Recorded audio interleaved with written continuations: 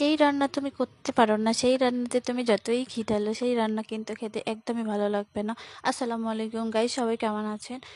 আশা করছি সবাই ভালো আছেন এবং সুস্থ আছেন। তো পাশের বাসার ভাবি একদিন আমাকে বলল যে, ভাবি এই রান্নাটা আমি আপনার থেকে অনেক ভালো পারি। তো আমিও বললাম যে, ভাবি একদিন রান্না করে খাইতে দিয়েন, দেখবো আপনি কেমন ভালো রান্না করতে পারেন।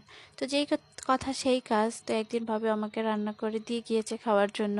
তো আমিও খেলাম। ওই যে ভিডিও শুরুতে বললাম, যেই রান্না তুমি করতে পারো না, সেই রান্নাতে তুমি যতই ঘি ঢালো, সেটা কিন্তু খেতে একদমই ভালো লাগবে না। তো যাই হোক, আজকে আমাদের বাসায় রান্না হয়েছিল মুসুরের ডাল দিয়ে লাউ আর গরু মাংস আলু দিয়ে। খেতে কিন্তু অনেক মজা হয়েছিল। যেই রান্না কিন্তু খেতে ভালো হয় না, সেটা কিন্তু আমি একদমই খাই না। আর সেটাকে আমি একদমই ভালোও বলি না, সেটা নিজের রান্না হোক বা অন্যজনের রান্না হোক। ডাল দিয়ে একটু ভাত মেখে খেয়ে নিলাম,